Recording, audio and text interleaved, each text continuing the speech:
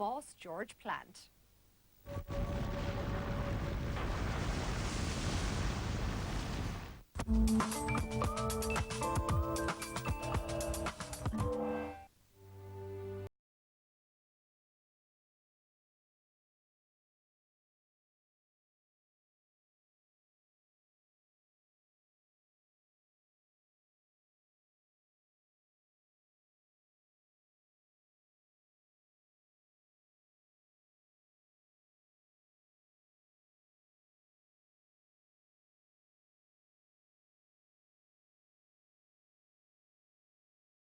Scéala seo ina bhfuil brúideoileacht an I.R.A. gceist. Scéala ina bhfuil brúideoileacht an Stáit gceist.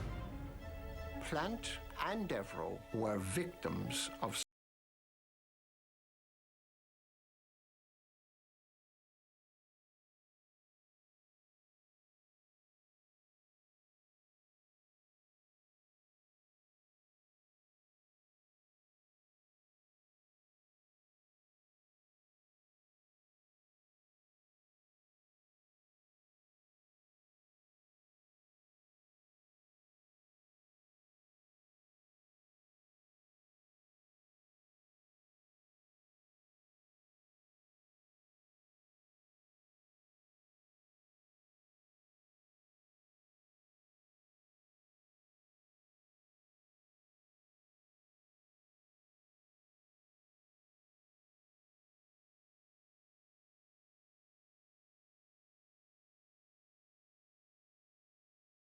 of state during the emergency led him to being put up against a firing squad.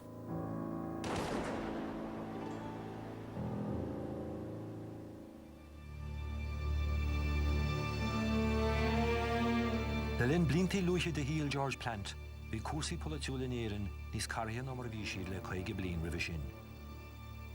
Bhí an tír a bhrúach cogal carach. In idir go dóigh bhí glúiseacht olmhór I measc éondachtarí ulla I gcoinne an bhile féin rialach a bhí beartaí, agus bunaíoch fórsa óglaí ullú. In response, a broad spectrum of nationalism had set up the Irish Volunteers. The Irish Volunteers are a very public organisation by 1914, for example, so local men would be asked to join up. They would march and parade openly, and they would attend drill classes, and they would parade at rallies organised by the Home Rule Party, for example. The period would have been intensely political, and if you were a young boy or a teenager in this period, you couldn't escape the political ferment.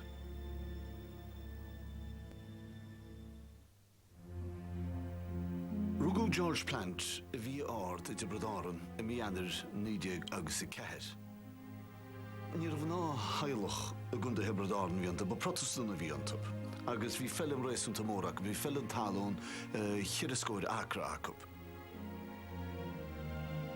Bhí 1930 bhúr duine duna páistí bás, agus thuí ahar George Plant leis an ól. Go gcuirid in í sin, réigh sé an chláán, agus tíl sé ar a áit thuachais I gCill-Wantan. Hit na dúil go sí go léir ar an bhain céile Margaret, agus an berta sinne sa clán sin Jimmy agus George. De bheadh siad anna cóngarach ceart go leor don phobal agus na haidéalacha a bhí ag an pobal de bheadh tuiscint acu na haidéalacha sin. It was truth, it was danger, it was the mafia, it was romantic. It was all those things. It was Irish history. Now, at some point, George and his brother James become interested in republicanism.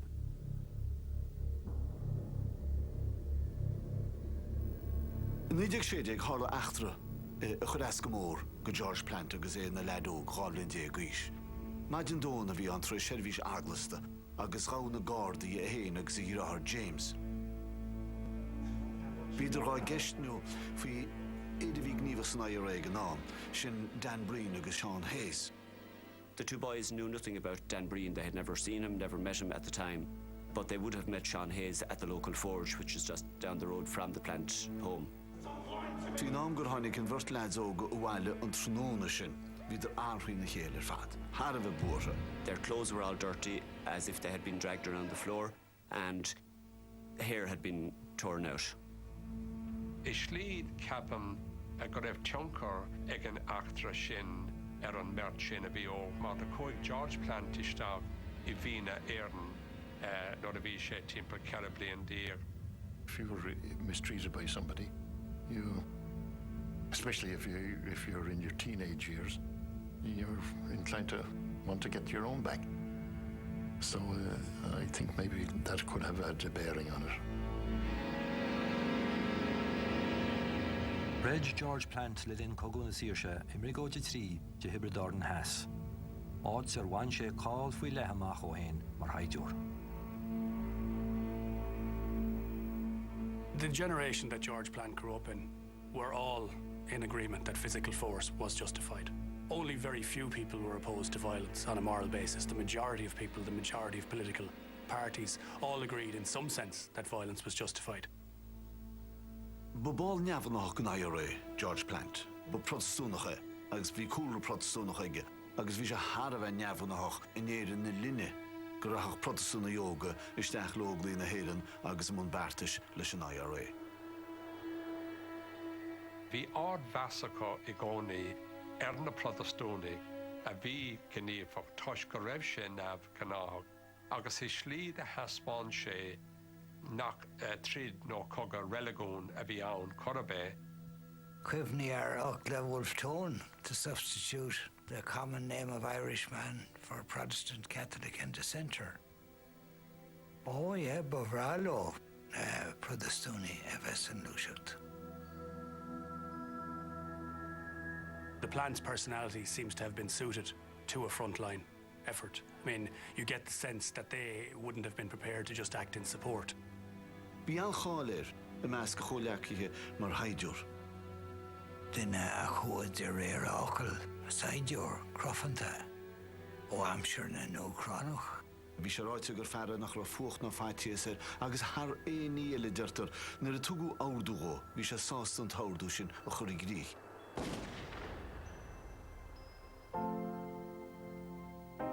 Tar éis cogu carach a Reg George Plant an I gunne anchonarthe, bhí sé héin agus a grár James tar éis dul imirce go America. My mother and father emigrated to America and couldn't afford to take me with them. And I would only see my father when he came back from America in, I think it was 1938 or 39. You know, I never did get to know him to any large extent because he was either on the run or having to avoid me because of he didn't wanted to get out that he was around the area. And when he comes back, Ireland has dramatically changed. Fianna Fáil, the party that came out of the anti-treaty side, have been in power since 1932. A large part of the treaty has effectively been revised. Since 1936, the I.R.A. has been banned by Fianna Fáil. Many of its most experienced leaders, like Moss Toomey and Sean McBride, have left the organisation. Devereux in power has now argued that the I.R.A. as it exists in the 1930s is not related to the I.R.A. which had fought against the British and against the Free State. Deirtar go ben fágur tháinig sé réis ná faoin trá seo bhí Sean Russell cappaithe ina cheann fórne an I.R.A. Bhí gradam faoi léithigh Sean Russell agus bugaine a bhí ceangailte go mór le leanúnachas na glúiseachta. Bhí hiscin tuairim faoi cheannasaíocht Russell gombeadh an I.R.A. níos míleata. Agus is é sin a bhí ag gcomhla leis an Gearmáin comá ag géirí cabhair ád ón Gearmáin ag an am. Events were changing in Europe. There was another opportunity perhaps for the Irish freedom struggle to continue. De bhí sé I gcónaí mar star an I.R.A. nó star na glúiseach na Saoirse a rá óil másráid go bhfuil an bhreatain I driblóid is sonan é sin agus rá go bhfuil sé sin cabhrach don tír seo. England's difficulty is Ireland's opportunity. Agus beidir a gáil sa chance brú a chur ar rialtas asna. Glan amach os éireann. Fadas a bhí Sean Russell sa Gearmán, bhí fearras Loch Garman, Stephen Hayes, mar ceann fórna an I.R.A. Faoin drá seo, bhí George Plant mar ifigach lán aimseire san I.R.A. agus ceantarcha Loch Garman, Kilkenny agus deisceart Hebridean faoin na chóram. It was in that time and in that role as a GHQ officer that the Devereux affair came up.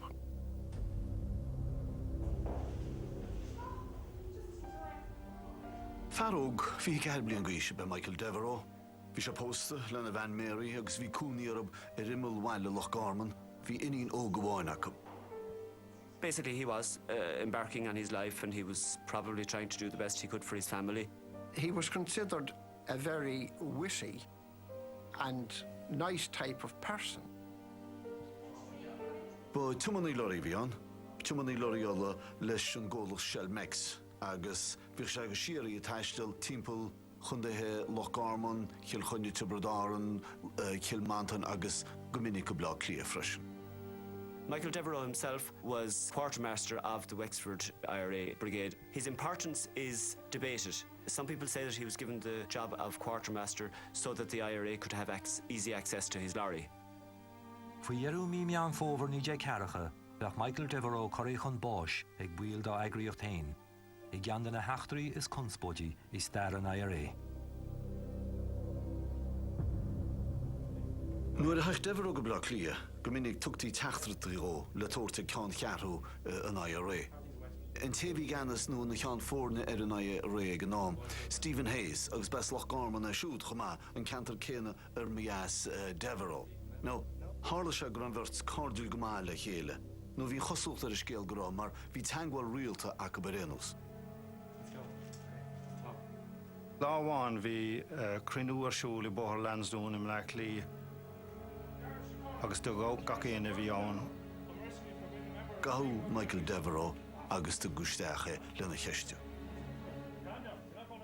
Bhí siad an ósag an Gardaí is na trucatí, buail den I.R.A. a gáháil.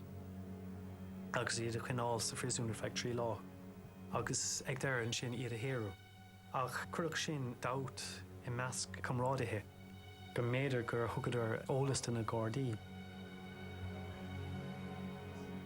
Kirstíh Devereux ar fetí lá. Tá sé spéisiúil fád a bhí sé faoi chuineáil ag na Gardaí gur ben bleachtar Denis O'Brien a bhí gá cheistú. Bhí an bleachtar Denis O'Brien thar a bheith gníomhach sa bheachtas a gcuine óglaí na héireann nó gcuine an I.R.A. le lína námaisin. Nuair bhín trí lá caite lígusíra agus níor cuireadh éon chúis ina le. In many I.R.A. men's mind, that would immediately raise suspicion. Why hasn't Devereux been charged with anything? The Gardaí also know that. They may have information, evidence about Devereux, but they may deliberately decide not to charge him, to raise questions about his reliability. Then they discover an arms dump in Wexford. Again, people will immediately assume, who's the last man from Wexford who was arrested? Michael Devereux. He must have given away the information. Bhí áras ag daoine sin gur brachadóir nó fellare de sais éigean Michael Devereux.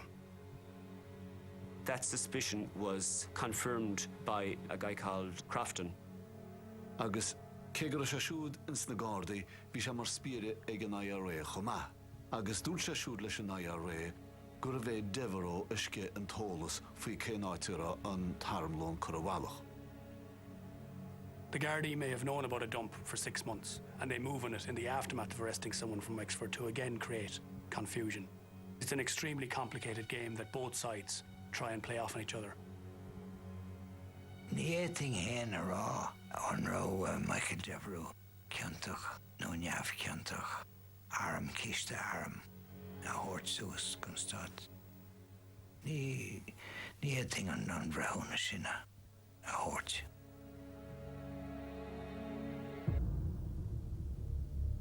Cúil áardú amach go gaifií fan réil le Devereux. Bhí Stephen Hayes a bhí ina cheann fórna ar an I.R.A. a híine an táardú go gurfií Devereux an báis. Gan tríal agus ní raibh sé sin gnáthach ach an irid. Agus tugach an cuaram sin de Joe Connor círaíoch. Bhí Joseph O'Connor a gceannas óglaí na héireann a Loch Garman ag an tráise, agus rán na sisin beirt George Plant agus Michael Welch leis an job a dhéanamh. Plant was reluctant to carry out the order. He felt there was something not right about this. Agus chus go leor ceistena Joseph O'Connor lena chinú gur an fear ceart acu. To Plant in his day, who was upholding the Republic against the forces of reaction as he would have seen it, a spy was anathema. But he had received a direct order from General Army Headquarters. Plant was a very dedicated soldier. He believed in carrying out orders.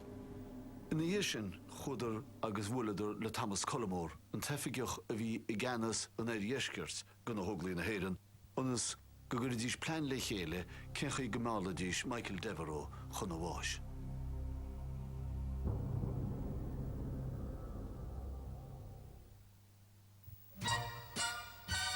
Tógan sí a lá ama chun smidú a chuir I féin nó rud sin an rud ag sa rud beag suúrach é sin. Tá Simon McDarren rudí náfuil Simon dá leiad a gomsa. Amás agad an cineo brontanas a aimsa leir hí a bhfuil dúig Brian a léir.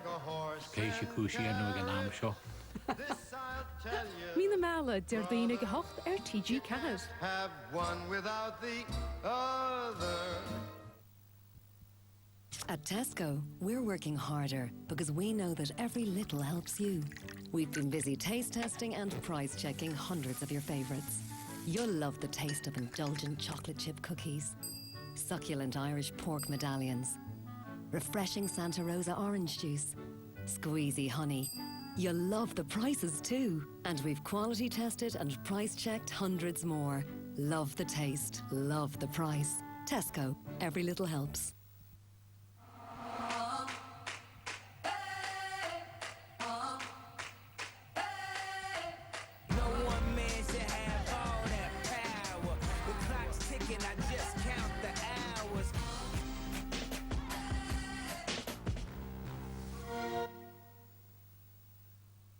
It's Halloween! With treats like this 4-gig Dell laptop with an Intel Pentium dual-core processor down to $439. This Dell Inspiron Q15R is only $529 with a visibly smart Intel Core i3 processor, 640-gig hard drive, and optional extra lids at PC World now. With eMobile, you get unlimited calls and texts to any network from only €49 a month. Call 1-800-303-445. Now here's an easy way to post a parcel. Click on postplus.ie, enter your details and pay as you go to anywhere in Ireland or the UK. Prices start at €7.95. We collect from any home or business in Ireland and deliver by hand. Postplus. You click, we collect.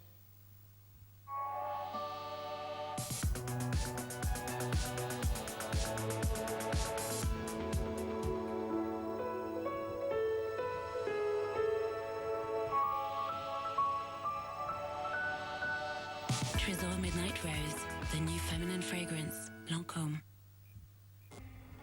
Toyota set out to fit much more into the new Yaris.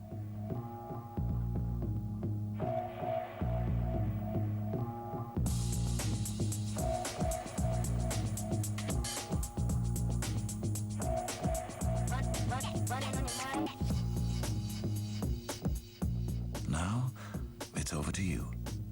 Toyota, the best-built cars in the world. It's about how we see ourselves and those around us. It helps us cope with the tough times. Yet, it is vulnerable. Stress can upset it. Anxiety can overwhelm it. Your mental health. Learn to look after it. Look after your mental health. Talk to friends, family, or a health professional. For more information, visit yourmentalhealth.ie.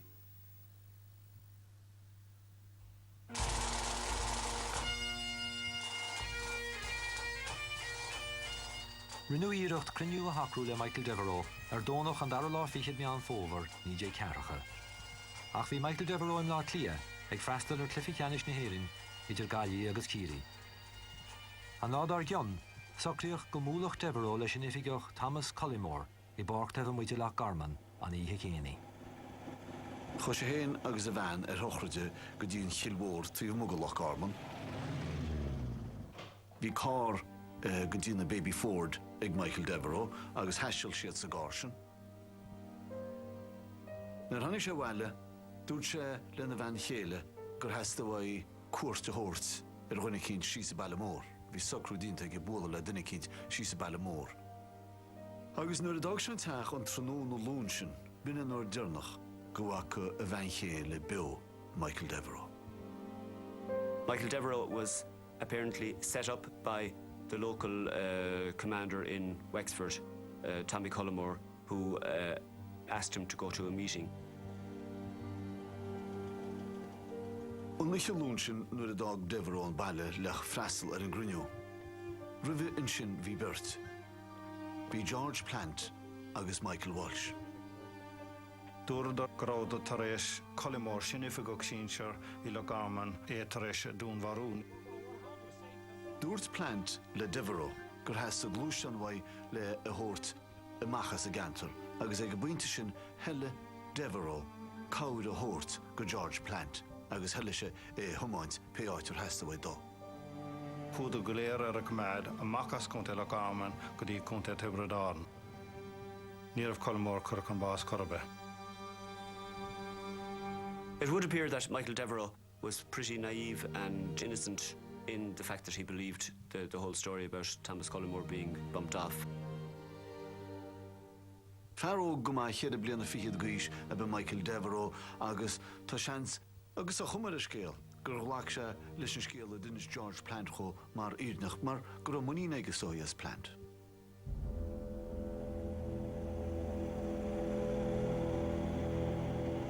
Dag Michael Devereux, Michael Walsh agus George Plant chun dé lech Garman in Lúisteán Devereux. Agus thomáin siad tríd níe gur henig siad go gránseach mhócléir I chun dé Hebrideáin. Ar Rannóna de Mart an cearthol á fichiad meán fómhar, tóg Michael Devereux ag teach sábháilte de chuid James Burke in Leannisceach, a bhí imón chríoch Slievenamon. De bheas Michael Devereux go raibh sé ar a cumad agus níor thuig sé bríomh go raibh sé na presúnach chun na fíorna rá agus bhí daoine bhaile a gcónaí.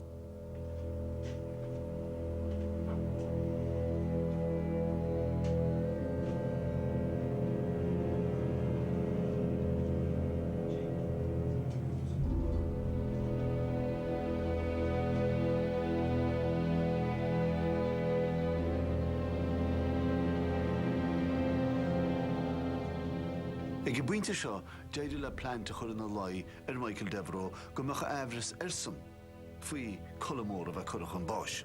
Agus thocrúidir an tám sin an cá an Baby Ford a chur bhhealach agus go rachach Devereux agus Plant agus Michael Walsh an run le chéile.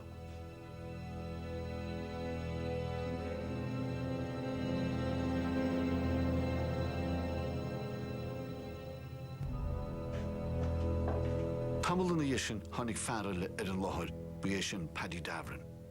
Dúirt George Plant le Davern ag buinte seo gur heasta bhaid an cá a bhí ag an Baby Ford le Devereux a chud bhhealach agus gur heasta cúnamhaid ó Davern. It would have been discussed that Michael Devereux's car should not be seen in the area for fear of giving away his whereabouts.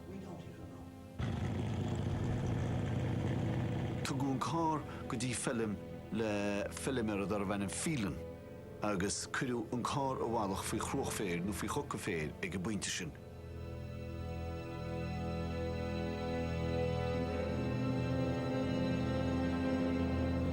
Ó Rannóna an cearthol á fichiad a rá, bhí an grúp ar a chaméid I dteach Jim Burke.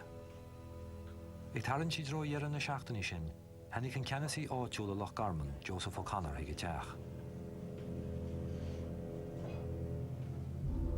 Agus breanann se ag buinte seo go raibh an cinne ghlacaí céir de bhí le tarlú go Devereux. Ná, dúirt Paddy Davern níos dearna ná thuig sé sin ag buinte seo go raibh Devereux fós le curch an báis. Ar ríthe de híine an 16 fichiad meán fómhar, thocraí George Plant, Michael Devereux agus Paddy Davern imeacht ó theach Jim Burke. Bhí ráidí ag Davern go raibh áardú tucaí ó, iad a thabhairt go teach sábháilte eile ar a dtí bheilide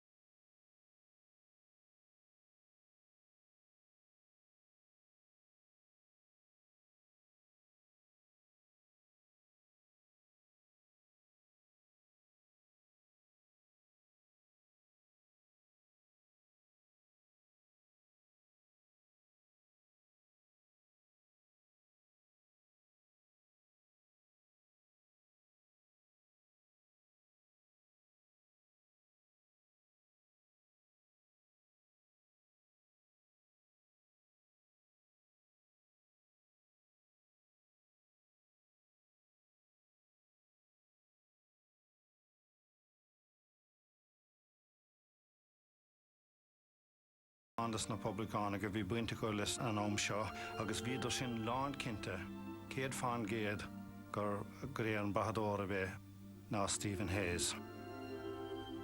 Tá sé ráite gur hasí go mór ó Hayes go gurfií Devereux chun bháis agus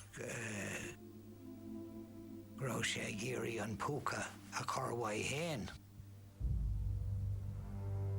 Bíd na hóglaí ó thuaí ar an Devereux is mú arthú faoi Hayes, agus in Eibreán na bliana nídé cearracha hain, hanig Sean McCaughey agus Pierce Kelly go bla clia, agus dúdi siad Stephen Hayes.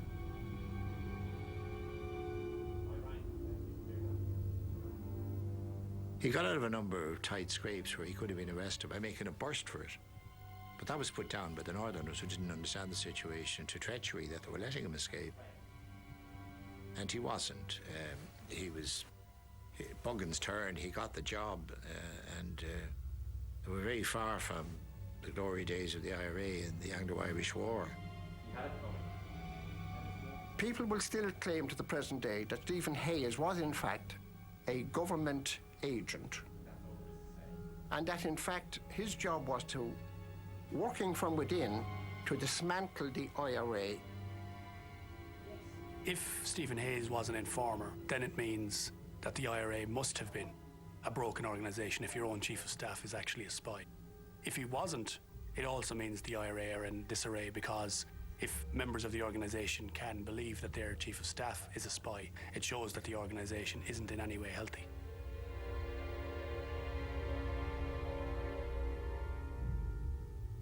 I mína nulog nídé cearracha gá George Plant, agus corúna le gur báil an agriocht mí lethach an I.R.A. a bhí an.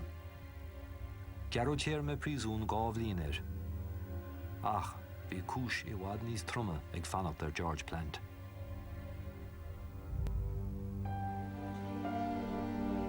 Nuair ná réil Michael Devereux bhaile, bhí imní ar a bhean chéalaí, agus chuir sí fisar na Gardaí. Dine sí gahar á rólas ag I dómh, ach ar feadh tamil fada, níor dear nó aon dul chun cín sa gás. Tamil na dhéisin, chuir sí go dtí teachtaí dal áitiúla agus rinne sí chlás an lob, bhí sí gur ólas áil faoi cara a fear céile. Ar an deúlá go fára nídé cearracha híon, críolú fógra I Radio Éireann, I.R.A. go an fear seo Michael Devereux ar dhéire agus tugadh cuairí sóirt init amach ar an radio. Níor chreid Mary Devereux ag go buinte seo go a fear céile mar.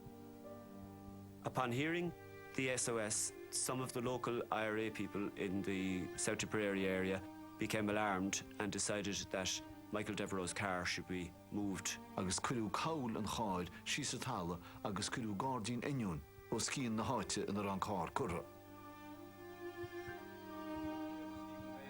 Cuireadh cuairt fílite ar Stephen Hayes I deachan ará sé faoi chuineáil I rá muoine sim ná clia. Áitear cuireadh le gur brethadóir do chuid fórsaí an Síorstát a bhí an. Furas cionntaach é agus díreú é chun báis.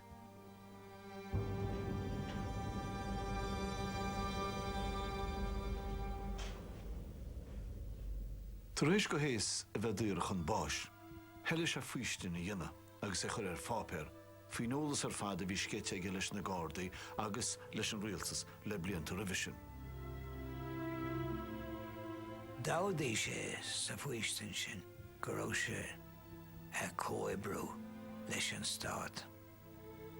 Agus dádaí sé a lán rudaí nach bhéadach sé bheith fíor.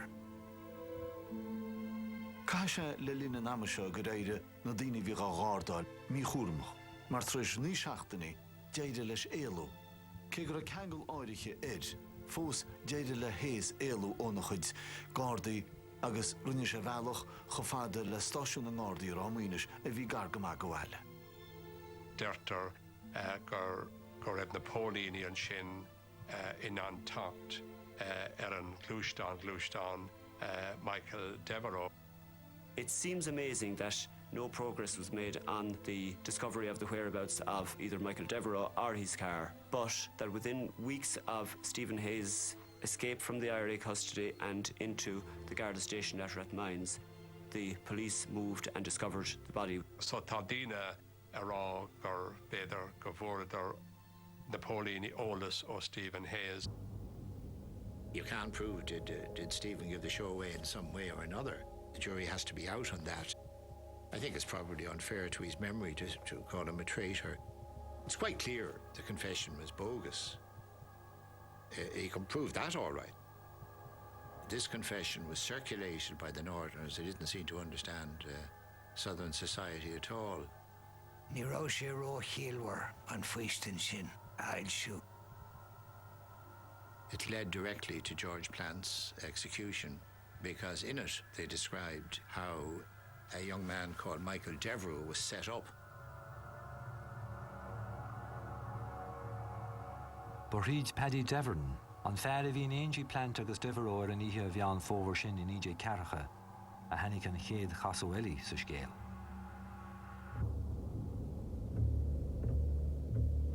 Déanach ihe bháin I meán fómhar I.J. Carracha hain, hanig stráintéir he teach Paddy Devern. Dúirt sé gur heachtar de chuid an I.R.A. a bhíán. And that he had documents to prove who he was. The documents, however, were of no use to Paddy Devern, who could neither read nor write. An teachtracht a bhí ag an strainsear ná go gafaí an cá a aistriú ó náid go raibh sí curtha. Duime Devern agus an strainsear seo chomh fada le fellim Phelan a náid a rá an cá curtha. When William Phelan arrived out to Devern and the stranger, Devern was already showing the stranger the location of the onion bed under which was buried the remains of Michael Devereux's car. I rith an ama seo freisin, deide leis an strainsear a ólas a bheith fáilte Wai Devern card a hála go Michael Devereux agus cenáid gur an corp curtha. Bhí anna imní Phelan an scéal ancient ag Devern nuair a thosnaigh Devern ag caint I déobh corp agus an áit a bhí sé bhealach a buncannig Slievenamon.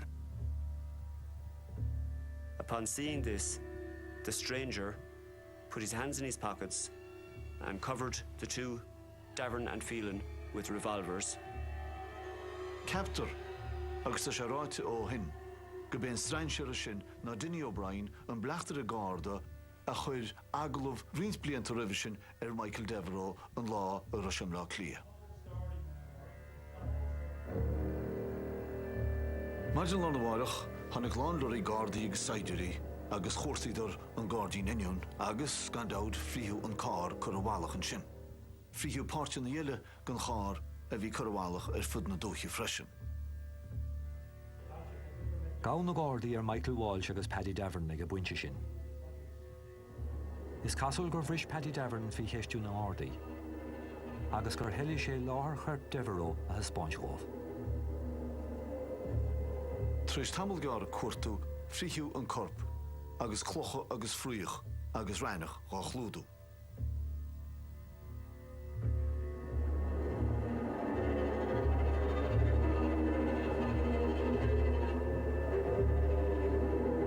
Bhí pilléir amháin, 0.45 as gúna láimhe chur a riina cheán. Bhí na héadaigh lofa, bhí rion grafana agus bán néfa a bhí ag nuair a dag sé a bhaile bhí arán agus bhí na Gardaí cinnte lára bán gur bheith Michael Devereux bhí gceist.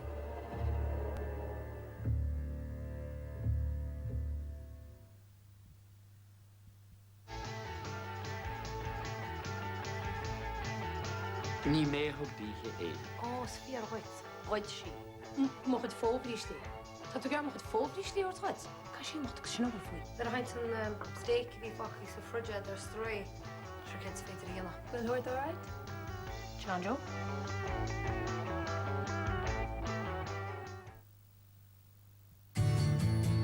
Searching for a great autumn break in Ireland? Well, relax. There's loads out there. Right now, you can choose from lots of tasty special offers on fun days out and special accommodation offers on romantic evenings in. Plus, superb entertainment and festival action all over the country. Take an autumn break for great days and great value. To plan yours, log on to discoverireland.ie. The fun starts here.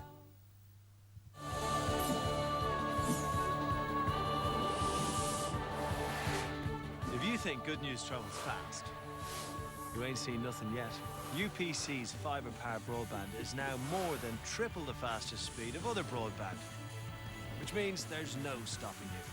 So you, and you, and you can do even more, all at the same time.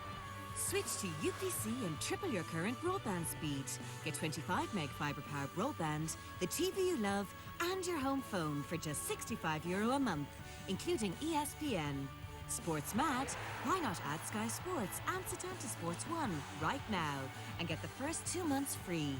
For the fastest broadband in Ireland, visit upc.ie today. Like DIY? How cheap do you want it? From tomorrow, we have masses of special buys at Aldi. And once they're gone, they're gone. Go for it with the Aer Lingus Get Up and Go sale. Get to Britain from just $19.99. Go on a city break to Europe from only $29.99. Get a seat to the slopes from just $39.99. Or get up and go to the USA from only €219. And when you go with us, you get great care in the air. Book now at airlingus.com. Aer Lingus. Great care, great fare. It's Halloween! With treats like this 4GB Dell laptop with an Intel Pentium dual-core processor down to $439. This Dell Inspiron Q15R is only $529 with a visibly smart Intel Core i3 processor, 640GB hard drive, and optional extra lids at PC World now. With eMobile, you get unlimited calls and texts to any network from only €49 a month. Call 1-800-303-445.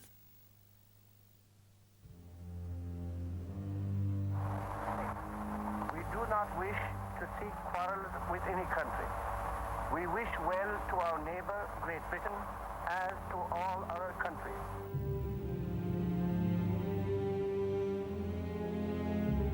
When the world goes to war in September 1939, De Valera is determined to maintain the Free State's neutrality. Der sais rodi a bhíor siúl ag an I.R.A. ag an amdí bhíon factas a bhratan an factas bómála. Idir ionsaithe an I.R.A. sa mratan, agus an teagháil a bhí idir an I.R.A. agus na Gearmánaí, bhí ceis neodarach na tíre in isí muil. Tar éis aimsiú an spiadóir Gearmánaigh Gertz, tá thosaigh an rialtas ag plé leis an I.R.A. go dtíon. Thosaigh an cuairt cuireáil speisialta ag Gearra Pianos an dhéan ortha. An tearcha a bhí ag an rialtas ná, má bhíonn sé siléir go bhfuil éon magadéirtha cóhibbrú idir an tír seo agus an Gearmán de bheadh an nódrocht I muir. There was a real danger. Churchill in particular was, you could almost say, very anti-Irish. I think his view was that Ireland being formally still a dominion, neutrality was not actually a permissible position. Sa bhanreacht ag article 58.3.3 bhí an rialtas an ann ordathe ag gindála thuirtaisteach agus ní raibh na hórdathe seo le cheistú I gcuirta bésta tír agus bhí an rialtas an ann aon rud gur hastigúthe I dhéanamh le líon an ag gindála watha le slándáil na tíre. The Special Criminal Court, the Military Court, all the Emergency Powers Act, they were, if you like, judicial or extrajudicial manifestations, extensions of a political will to maintain neutrality, to crush the I.R.A.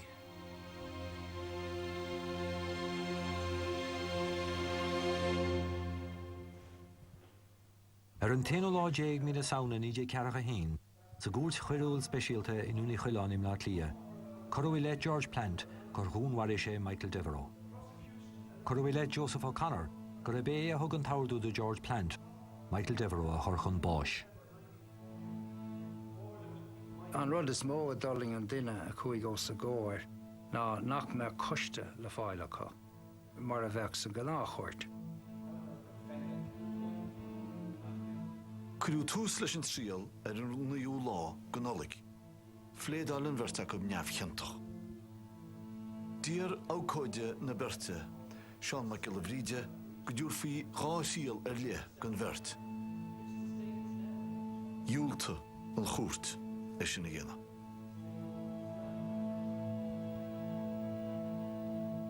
Bhí Mansergh Conlahan ag gníomhú mór a tourné son George Plant agus bhí sé páirteach sna himachtaí go léir sna trílacha go léir go raibh George Plant páirteach ann. Bhíad Patrick Davern agus Michael Walsh na príomhaonaithe sa gúte. Bhí do seo ceisníigh na Gardaí, roimh seo agus bhí ráite sí tromchúiseacha tucaí ag an Mansergh. Ach a luithe sa tháinig Davern isteach sa cuairt, dúilteigh sé aon fianaise a thuairt. An fá nach raibh siad sásta fianaise thuairt. Dar le Davern agus dar le Walsh is tré bagart agus tré éigeantas a fuarthas na ráite sin uatha. Tám lán cinse go raibh rudaí ag tarlú I meas na póilíní ag an am nach raibh réitethe leis an gná góras. Dúirt Paddy Davern leis a gúirt gur go bhfuair brú a chur na Gardaí a thug sé an ráiteas faoi marú Michael Devereux. Chur sé le an Sergeant Reynolds gur chur sé dhéachal ar a siúl síos bóirín agus gunda le na ghriam agus gur bhhagar sé nach raige 8 leithhuir le maireachtáil. Ag go bhainte sin dúirt sé gur bhrise agus dúirt sé go dúireach sé fianaise. Pierce Kelly told me himself that he was picked up and in jail he induced 2 of the people who had given evidence against Plant and the others to rescind their statements. He claimed that it was just moral persuasion. They didn't realize what they were doing. But I have a feeling there was more persuasion than that brought to bear on them, intimidation. Gan fianaise agus gan finéthe ní ráidar inán leanúnta raig leis an tríal agus de hep ar an tríal. Ag go buinte sin, chuireantín cúisibh nó le prosecuí faoi bhráid na cuairte I gás George Plant agus Joseph O'Connor. An gná slíon ibrion an nálaí prosecuí, cuireann an cuairt deire leis an tríal, mar ní bhíonn sé cumas an úncúiseathóir dul ar aghaidh leis. Ach gabhadh an bhirteach an áthúir cho luas a dág siad a chuairt. Tá cumar an scéal sa cás seo, nuair a hepórtha Plant agus O'Connor a cheantú gur thucra siad na rialach I.R.A. Ar an trucha héanú lá nolach, do síní ag ordú dahad a HNF. Bin ardú éigeandála go dúrthaí George Plant, Michael Walsh, Paddy Davern agus Joseph O'Connor os cór cuairt mhíleatha, agus go gurfaí dúnmharú Michael Devereux I le an ceathar acu. There's no doubt that Fianna Fáil want, for example in the case of George Plant, to try him for murder, and they'll use whatever means they have to get him. Bhí nós rá leis an drama grúthaigh an clifa le canis caighsiú an clifa immert a ríist agus be cúigar fear go bhar an barc agus ceatar déirgigh an tíomh eile.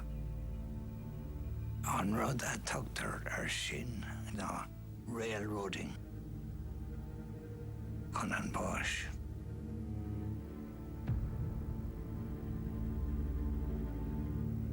I gná aimsir ní dólam go dárlach eile héad, ach gan aimsir an cogaí agus aglar an rialtas go cimbeoch anra ó na Gearmánig nó fiú ó Sasna, níor bhachan rialtas le sean rialacha mar seo. When you think that the Germans or the British, the Black and Tans, may be coming and you're eating black bread, and you may not get that if the convoys don't get through. Needs must when the devil drives would have been the attitude. Thosaigh an tríal os cór na cuairte mhíleatha. Ar an dar láidé mí feabhra ní dé cearcha dó, Corú tús leis a gúils mhíleatha I núna chuileán im lá clia.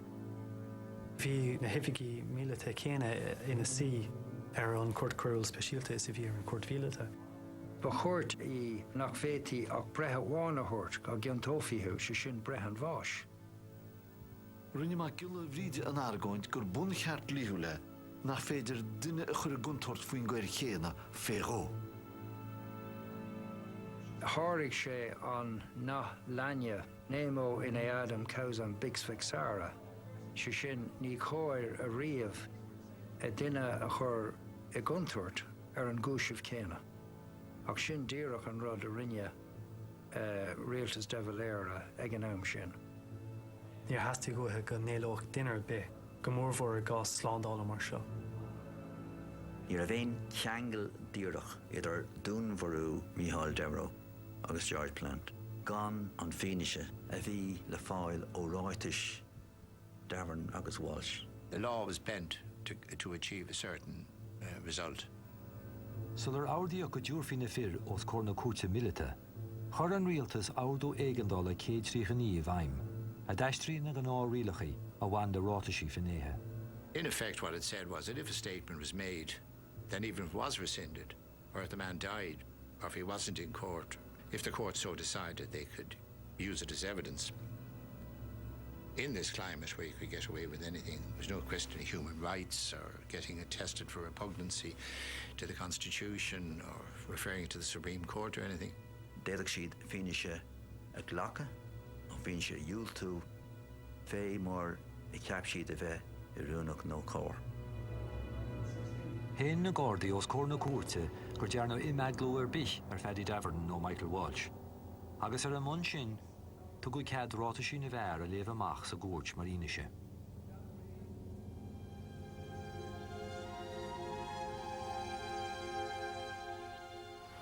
I stayed in a place called Lonaskjaw, the foot of the Slievenamon Mountain. That was at Burke's, was it? Burke's. At Burke's, yeah. Yes.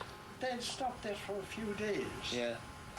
Up to the time that the bullet was used.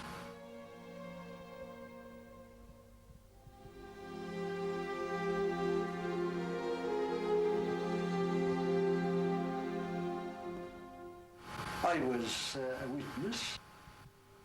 I was going to be a guide at night to lead them across the mountain. Nuair a cas go toban Plant ar Devereux agus dúirt leis go raibh sé in spiadór. Gur bé is cén tolas leis na Gordie fin armlón a tógiú a Loch Garm. And I said to him, he didn't. And he says, give me a chance to prove it. And he didn't give me any chance. He didn't give him any chance?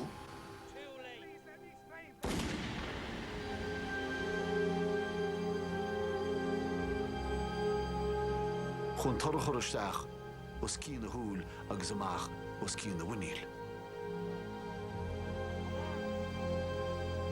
Agus bhí ine an bailach ar cuireadh Michael Devereux chun báis.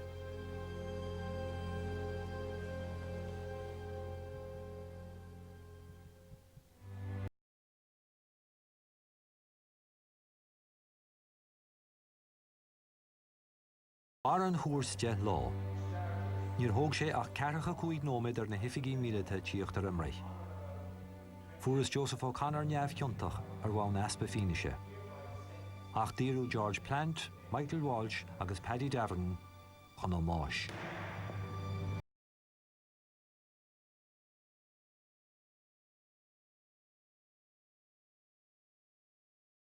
Tá sé féráilta rá go raibh aim daingan ag an rialtas Plant ag éire chun báis ar ais nó réigen.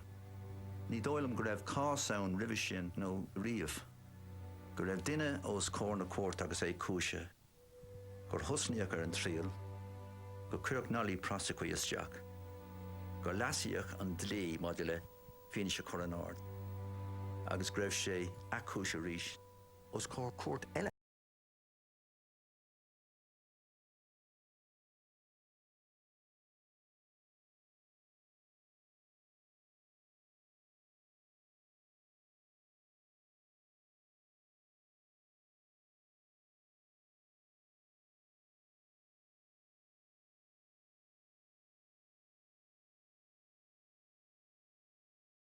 In the final days of his life, George Plant was offered the opportunity of a final meeting with his son, George Jr.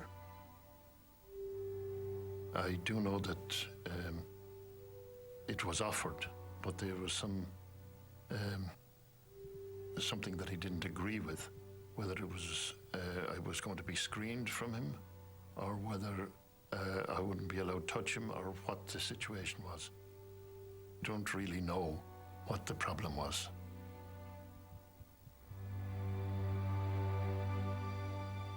Sean McBride, who defended him, told me he was a particularly pleasant chap, and he seemed to have no fear of death, and sat up reading the night before his execution and went to his death wearing his best suit.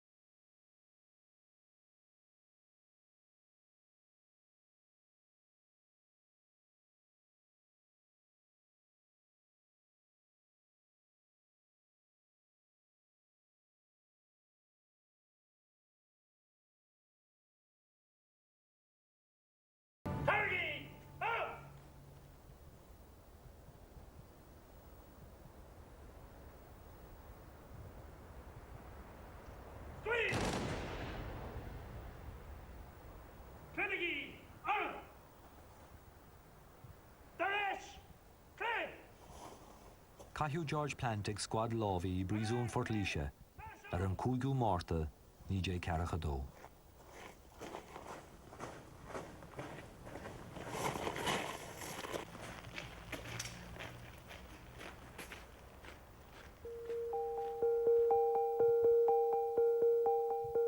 Bhí beidir tuairisc trí líne ar nuachtán náisiúnta faoi sin I ngeall dearan cinseacht agus rudí eile. It comes from Irish history. One man's freedom fighter is another man's terrorist. If you're an I.R.A. supporter, you have executed a patriot when you shoot George Plant. And if you're a Devereux supporter in the 40s, you are executing a terrorist. Even today, there would be relatively few people who could tell you that Devereux executed and let Republicans die in hunger strike in the 1940s, and it hasn't affected their popularity or their use of the term the Republican Party. So, I mean, I think in general, Fianna Fáil won in the 1940s. Nuair a tugadh na corp ar aisteach na Gaeilge sa bhliain 2008 in an céad uair riamh a bhuail siad na litreacha dearnacha a scríobh na bhfear de fear sin. Cén cíl a bhí leis sin chuir sí sin álteacht ormsa go neatha. Rialtas na sé chun de féad go fada sin leis an scéal. I'm still, to this day, quite, I suppose the best way of expressing it would be to say I'm quite sore about the way that he was treated in the, and also the other people involved with him, you know. He was the only one that was executed. Now I have a funny feeling that he probably was the one that pulled the trigger. But you know, I'm still sore over that. You know, the others were just as guilty as he was. As Shakespeare said, you do but teach bloody instruction, which having been taught returns to plague the inventor. Force has been used by the British and the Irish down through the centuries. The little eddies of history then crop up, tragic history as a result of it. And be the eddy marked with the name of George Plant or Bobby Sands. They're all byproducts of the same history. I suppose the message is try not to relive that history.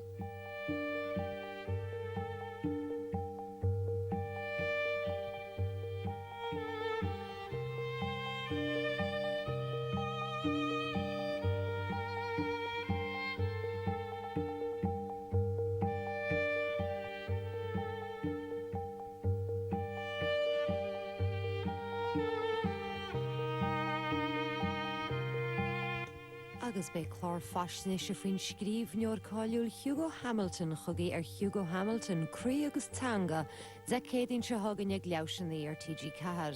Agus ní amárachas é Morris Walsh an fear scríomh The Quiet Man a bheits bhí chabadal scéalta ónríocht sní amárach ag dé.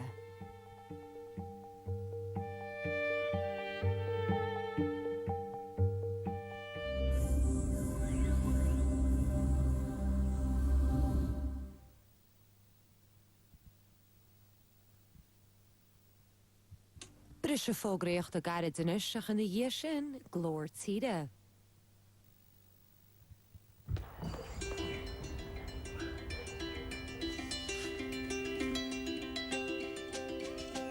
The moment you realized you were turning into your mum.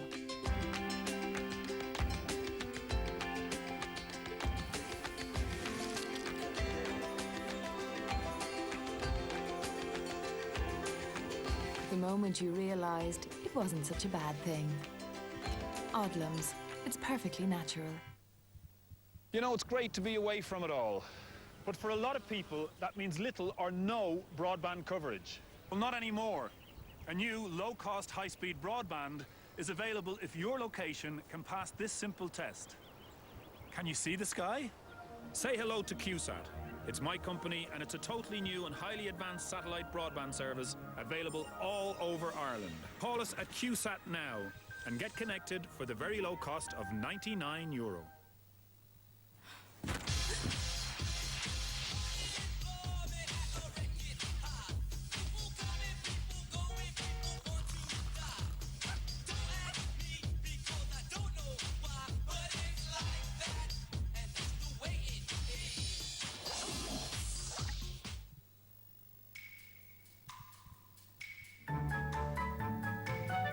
At Spar, we're working hard to help you spend less on hundreds of own brand products with extra savings this month.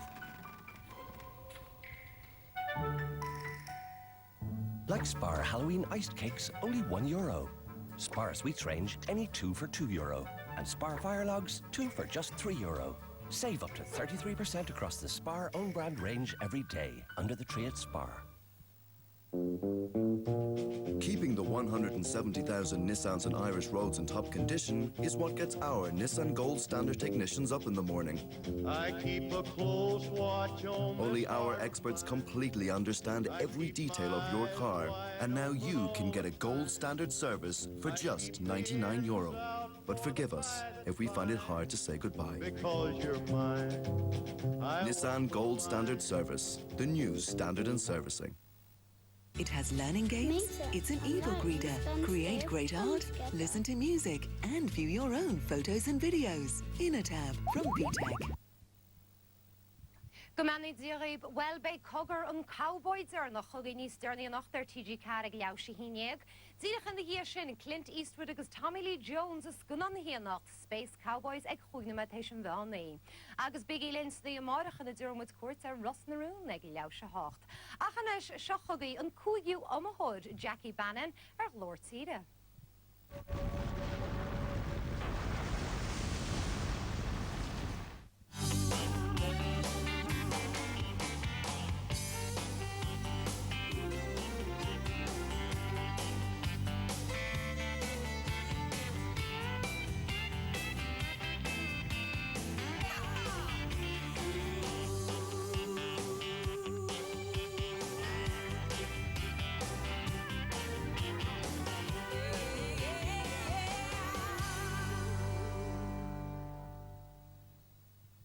Yeri agus bur géad fáilte steach go dtí glórtíre, a teachgaí as technacéhte a grí láthir na Gaillimhe. Bei ceolchairm gon chéad go hainigí benocht, agus lomanis tá on seachtainna se gon chéadhar glórtíre Tomas Mac de chéad fáilte steach agus fáilte rút freisin on seachtainna se agus umthorna seachtainna se, Jackie Bannon. You're both very welcome to glórtíre. Thank you, Aoife. Thank you. A first time for both of you? Very first time, Aoife. I've just celebrated 10 years on the road, and it's very exciting to be here at the Glór Tíre series. And I've got a wonderful contestant with me all the way